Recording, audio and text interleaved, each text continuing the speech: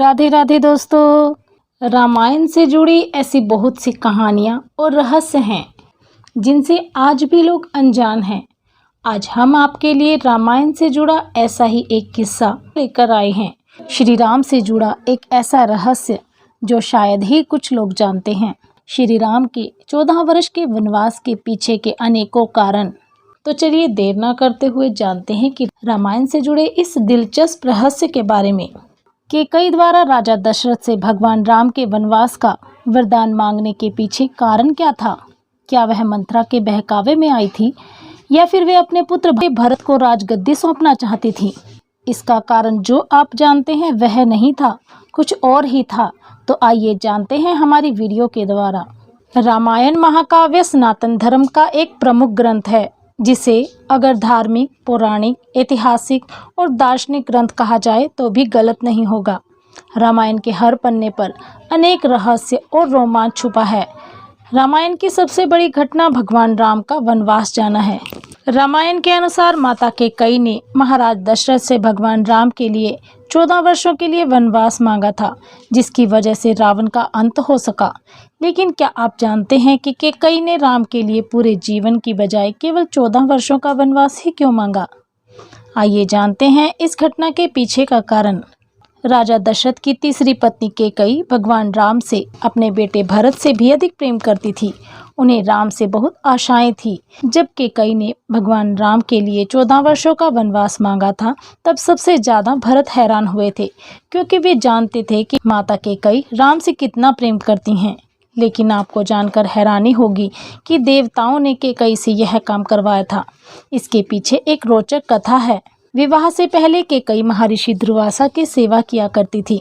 कैकेयी की सेवा से प्रसन्न होकर महर्षि दुर्वासा ने कैकेयी का एक हाथ वज्र का बना दिया था और आशीर्वाद दिया कि भविष्य में भगवान तुम्हारी गोद में खेलेंगे।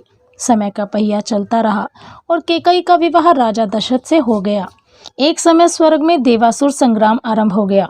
देवराज इंद्र ने राजा दशरथ को सहायता के लिए बुलाया। रानी कैकेयी भी महाराज की रक्षा के लिए सारथी बनकर देवासुर संग्राम में पहुंच गई। युद्ध के दौरान राजा दशरथ के रथ के पहिए से कील निकल गया और रथ लड़खड़ाने लगा। ऐसे में कैकेयी ने कील की जगह अपनी उंगली लगा दी और महाराज की जान बचा ली। राजा दशरथ को जब पता चला कि कैकेयी ने युद्ध भूमि में किस साहस का परिचय दिया है, जिससे खुश होकर राजा दशरथ ने कैकेयी से 2 वरदान मांगने को कहा था। कैकेयी ने उस समय प्रेमवश यह कह दिया कि इसकी ज़रूरत नहीं, अगर कभी ज़रूरत होगी तब मांग लूँगी। कैकेयी ने राजा दशरथ को इसी वरदान के जाल में फंसा लिया और राम के लिए 14 वर्ष का वनवास मांग लिया। यही कारण है कि लोगों ने कैकेयी को नकारात्मक रूप में देखा है। लेकिन 14 वर्ष के लिए वनवास क्यों मांगा? इसके पीछे कई राज हैं। कैकेयी ने 14 वर्ष का वनवास मांगकर यह समझाया कि अगर व्यक्ति युवावस्था में 14 यानी 5 ज्ञान इंद्रियां, कान, नाक, आँख, जीभ, त्वचा, 5 कर्म इंद्रियां, वाक, पाणी, पाद, पायु, उपस्थ तथा मन, बुद्धि, चित्त और अहंकार को वनवास अर्थात एकांत आत्मा के वश में रखेगा, तभी अपने अंदर के घमंड और रावण को मार पाएगा। दूसरी बात यह थी कि राजा दशरथ की रानी कैकेयी राजा अश्वपति की बेटी थी। राजा अश्वपति के राजपुरोहित श्रवण कुमार के पिता रतन ऋषि थे। कैकेयी को वेद शास्त्रों की शिक्षा रतन ऋषि ने ही दी थी। उन्होंने कैकेयी को बताया था कि राजा दशरथ की कोई संतान राजगद्दी पर नहीं बैठ पाएगी। इसके साथ ही ज्योतिष गणना के आधार पर उन्होंने यह भी बताया था कि दशरथ की मृत्यु के बाद यदि 14 वर्ष के दौरान कोई संतान गद्दी पर बैठी तो रघुवंश का नाश हो जाएगा। श्रवण कुमार की मृत्यु राजा दशरथ के हाथों बाण लगने से हुई थी, जिसके बाद श्रवण कुमार के माता पिता ने राजा दशरथ को श्राप दिया था कि जिस तरह वे पुत्र वियोग में मर रहे हैं, उसी तरह राजा दशरथ की मृत्यु भी पुत्र वियोग में ही होगी। कैकेयी को इसके बारे में पता था। राम राजा दशरथ के सबसे बड़े बेटे थे। राजा दशरथ की मृत्यु पुत्र वियोग में होने का मतलब था राम की मृत्यु। कैकेयी राम से बहुत प्रेम करती थी और उन्हें खोना नहीं चाहती थी, इसीलिए उन्होंने राम के लिए 14 वर्षों का वनवास मांग लिया। कैकेयी यह भी नहीं चाहती थी कि राम रघुवंश के नाश का कारण बने और उन्होंने यह वरदान मांगा कि भरत को राज्य दिया जाए। प्रभु श्री राम ने कभी माता कैकेयी को गलत नहीं कहा। साथ ही जब भरत ने अपनी माता को कटु वचन कहे तो प्रभु श्री राम ने उन्हें रोका भी। तीसरी बात यह थी, रावण की आयु में केवल 14 वर्ष ही शेष रहते थे। प्रश्न उठता था कि यह बात कैकई कैसे जानती थी। ये घटना घट तो रही थी अयोध्या में, लेकिन योजना देवलोक की थी। कोप भवन में कोप का नाटक हुआ था। कैकई को राम पर भरोसा था, लेकिन दशरथ को नहीं था। इसीलिए उन्होंने पुत्र मोह में अपने प्राण गंवा दिए और कैकई हर जगह बदनाम हो गई। अजसु पिटारी तासु सिर, गई गिरा मति फेरी। सरस्वती ने मंथरा की मति में अपनी योजना डाल दी। उसने कैकई को वही सब सुनाया, समझाया और कहने को उकसाया जो सरस्वती करवाना चाहती थी। इसके सूत्रधार स्वयं श्री राम थे। उन्होंने ही यह योजना तैयार की थी। माता कैकई यथार्थ जानती थी, जो नारी युद्ध भूमि में दशरथ के प्राण बचाने के लिए अपना हाथ रथ के धुरे में लगा सकती है, रथ संचालन की कला में दक्ष है, वह राजनीतिक परिस्थितियों से अनजान कैसे रह सकती हैं।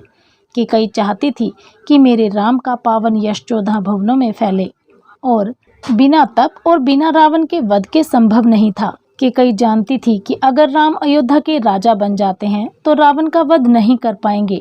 इसके लिए वन में तप जरूरी था। कैकई चाहती थी कि राम केवल अयोध्या के ही सम्राट ना बनकर रह जाएं, वह विश्व के समस्त प्राणियों के हृदयों के सम्राट बने। उसके लिए राम को अपनी साधित शोधित इंद्रियों तथा अंतःकरण को तप के द्वारा तदर्थ सिद्ध करना होगा। और चौथी बात, राजा दशरथ के मुकुट से जुड़ा रहस्य। यह भी एक कारण था जिसके कारण श्री राम को 14 वर्ष के वनवास के लिए जाना पड़ा। राजा दशरथ अक्सर जब जंगल में भ्रमण करते थे तो अपनी पत्नी कैकई को भी साथ ले जाते थे। इसीलिए कई बार युद्ध के दौरान कैकई राजा दशरथ के साथ ही होती थी। एक बार की बात है कि राजा दशरथ और कैकई वन की ओर निकले, जहां उनका सामना बाली से हो गया। इस दौरान बाली ने राजा दशरथ को युद्ध के लिए ललकार दिया। जोश में आकर राजा दशरथ ने युद्ध की चुनौती तो स्वीकार कर ली, परंतु वे भूल गए कि बाली को वरदान प्राप्त था कि जिस किसी पर भी बाली की दृष्टि पड़ेगी उसकी आधी शक्ति बाली के अंदर आ जाएगी। अतः यह तो निश्चित था ही कि राजा दशरथ और बाली के बीच में जीत बाली की ही होगी, और हुआ भी ऐसा ही। राजा दशरथ के युद्ध में हार जाने पर बाली ने उनके आगे एक शर्त रखी थी कि या तो उन्हें बाली को कैकई को सौंपना होगा या फिर रघुकुल की शान अपना मुकुट उन्हें सौंपना होगा। जिसके बाद राजा दशरथ अपना मुकुट बाली को देकर रानी कैकई के साथ वापस अयोध्या लौटे। परंतु रानी कैकई इस बात से अत्यंत दुखी थी। उन्हें हर समय राजा दशरथ के मुकुट की चिंता सताने लगी। वह दिन रात उसकी वापसी की चिंता में रहने लगी। मान्यताओं के अनुसार जब श्री राम के राज तिलक का समय आया तब दशरथ जी और कैकई के बीच को मुकुट को लेकर चर्चा हुई, क्योंकि ये बात केवल यही दोनों जानते थे। कहा जाता है कि कैकई ने रघुकुल की शान को वापस लाने के लिए ही श्री राम को वनवास भेजने का कलंक अपने माथे लिया था।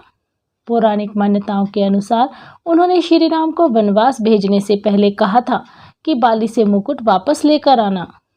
श्री राम के वनवास जाने के पीछे एक और कारण था। वह था श्री राम के वनवास में शनि की भी चाल थी। रामायण और महाभारत दोनों में ही 14 वर्ष वनवास की बात हुई। रामायण में भगवान श्री राम को 14 वर्ष का वनवास भोगना पड़ा, जबकि महाभारत में पांडवों को 13 वर्ष का वनवास और 1 वर्ष अज्ञातवास में गुजारना पड़ा था। दरअसल इसके पीछे ग्रह गोचर भी मानते हैं।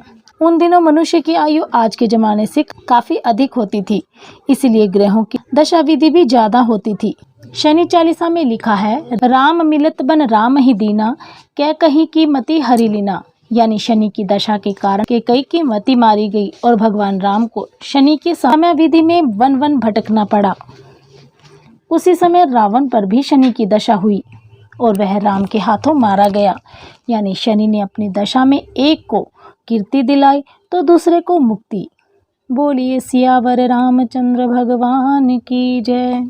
हमारे साथ जुड़े रहने के लिए आप सभी का बहुत बहुत धन्यवाद। तो कैसी लगी आपको हमारे द्वारा दी गई जानकारी, हमें कमेंट बॉक्स में कमेंट करके अवश्य बताइएगा। यदि आपको कहानी पसंद आई हो तो हमारी वीडियो को लाइक अवश्य करें। और भी ऐसी ही धार्मिक कहानियाँ और उनसे जुड़ी जानकारियाँ प्राप्त करने के लिए हमारे चैनल को सब्सक्राइब करना ना भूलें। हमारी सभी वीडियो की अपडेट आपको प्राप्त होती रहे, इसलिए बेल आइकन अवश्य दबाएं और हमारे द्वारा दी गई जानकारियों और कथाओं को आगे शेयर कर हमारा उत्साह अवश्य बढ़ाएं। बहुत बहुत धन्यवाद।